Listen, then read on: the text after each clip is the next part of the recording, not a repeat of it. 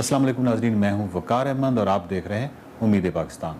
خیال کے کچھ اور پھول لے کے آیا ہوں، اور یہ پھول جو ہیں یہ ہمیں ڈاکٹر عارفہ سعیدہ سے بہتر اور خوشبودار اور کون دے سکتا ہے۔ ان سے گفتگو کا جو سلسلہ ہے وہ جاری رکھتے ہیں۔ اگر ہم تاریخ میں یعنی اردو زبان کی تھوڑی تاریخ میں جائیں تو جب فارسی کا یہاں پہ زوال سٹارٹ ہوتا ہے تو اس کے ساتھ ہی لکھنؤ اور جو دلی ہے وہ ایک مرکز ٹھہرتے ہیں۔ وہ زیادہ اردو وہاں پہ، لیکن دیہاتوں میں نہیں بولی جا رہی۔ دوسرا مجھے ایسے لگتا ہے جیسے، اور یہ میرا گمان ہو سکتا ہے کہ اردو جو ہے وہ استعمال ہوئی مذہب کے لیے، شاعری کے لیے، کہانی کے لیے بھی ہوئی، لیکن فکری اور نظریاتی مباحث جو ہیں یا اس کے حوالے سے آپ کو کچھ کمی نظر آئی؟ نہیں ہے، نہیں ہے۔ میں ایک لفظ میں کہتی ہوں نہیں ہے، ٹھیک ہے، لیکن اس میں زبان کا قصور نہیں۔ آپ شعر کہنا چاہتے ہیں، اردو حاضر ہے۔ آپ افسانہ لکھنا چاہتے ہیں، ہاتھ باندھ کے کھڑی ہے منٹوں کے سامنے۔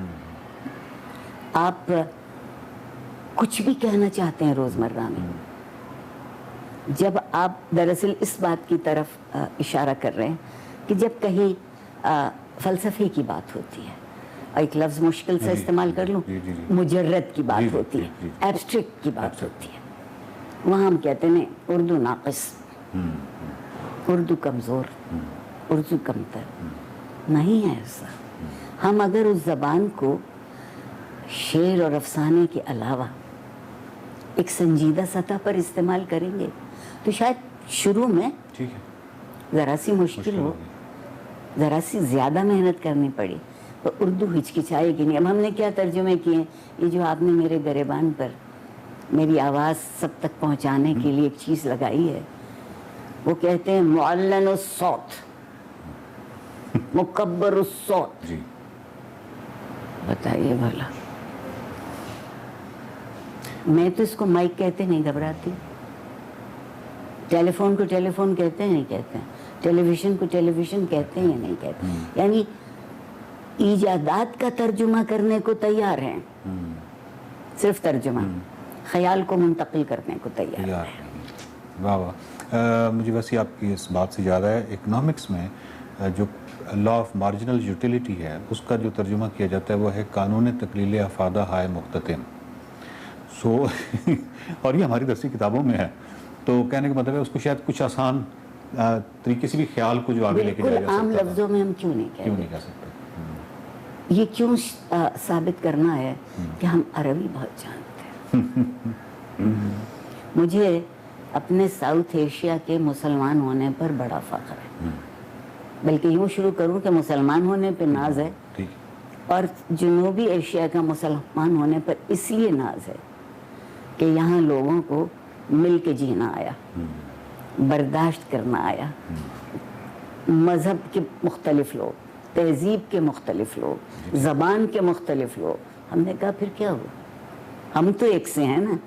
پاکستان میں اس کی خوشبو دیکھی جا سکتی ہے، تھر میں آپ جائیں، کہیں چلے جائیں، آپ بلوچستان چلے جائیں، کہیں چلے جائیں، تو سوال یہ پیدا ہوتا ہے کہ یہ دراصل، اگر آپ مجھے معاف کر دیں، ہم ہیں خوف زدہ معاشرہ، اور صرف ہم پہ حکم چل سکتا ہے۔ رضا کے معنی ہم نے آج تک نہیں جانے، انتخاب کے معنی ہم نے آج تک نہیں جانے۔ تو جو خوف زدہ معاشرہ ہوتا ہے، وہ ایک قدم اٹھانا تو بہت بڑی بات ہے، وہ ایک انگلی ہلاتے ڈرتا ہے۔ جی ٹھیک، کیونکہ آپ اگر ذرا مختلف بات کہہ دیں تو پہلے تو کہلاتے تھے آپ حکومت کے خلاف ہیں، پھر آپ پاکستان کے خلاف ہیں، پھر آپ اسلام کے خلاف ہیں۔ جنرل ضیاء صاحب کے زمانے میں یہی ہوتا۔ آج کل ہم سیدھے سیدھے غدار ہیں، کہیں بیچ میں نہیں رکتے۔ کیسے غدار ہو گئے، کیسے غدار ہو گئے؟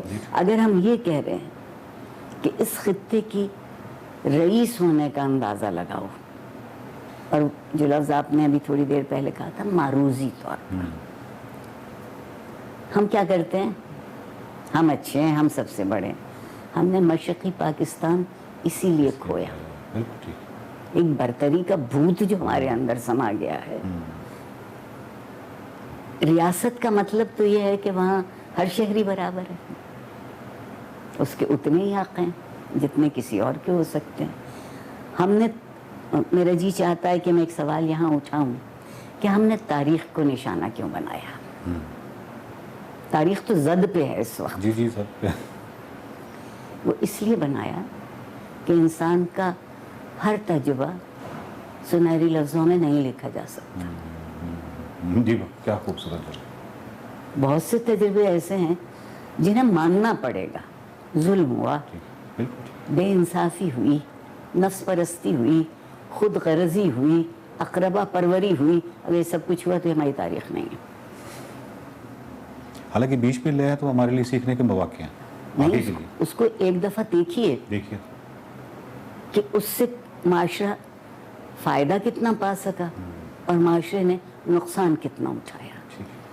اچھی بات تو صرف پروردگار نے کیا اچھی بات کہی ہے انسان کو, جس کو کہتے ہیں سارا جو بوجھ ہے اس کے اپنے اعمال کا وہ انسان کے اوپر دے دیا کہ ہم نے تمہیں قوت تمیز دی ہے, پہچاننے کی قوت, جسے آپ مادری زبان میں پاور ٹو ڈسکریمنیٹ کہتے ہیں. اگر اتنی بڑی قوت آپ کے پاس ہے تو گھبراہٹ کیسی؟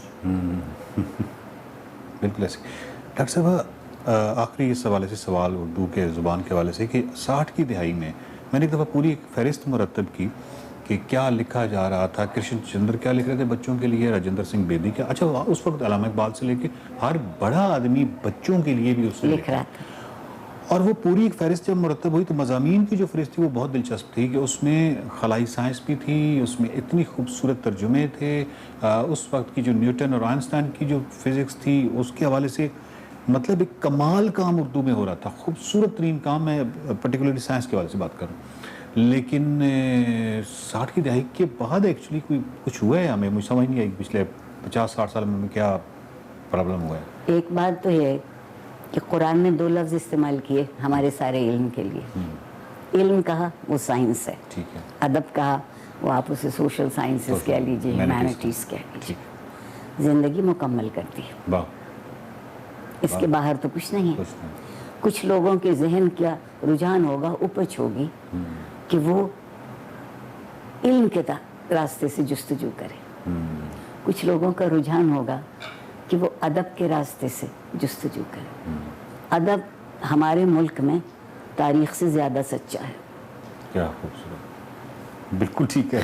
جو شاعری اور جو نثر میں لکھ دیا گیا وہ صرف منظر نامے میں کردار وہی ہیں, نام بدلے ہوئے ہوں گے. مورخین کی جو کوتاہی ہے وہ کسی حد تک آپ کہہ رہی ہیں کہ ادیب نے پوری کی ہے, یعنی منٹو صاحب کو یا ان تمام لوگوں کو دیکھیں تو کہیں نہ کہیں کچھ مورخین کی کوتاہی نہیں, پوری نہیں کی ہے. انہوں نے کہا ہے کہ تاریخ ایسے لکھتے ہیں کہ سچ سامنے آ جائے. واہ واہ واہ واہ واہ واہ. وہ نہیں لکھتے ہیں کہ میٹھا میٹھا ہپ ہپ کڑوا کڑوا تھو تھو, نہیں, یہ تاریخ کا کام نہیں ہے.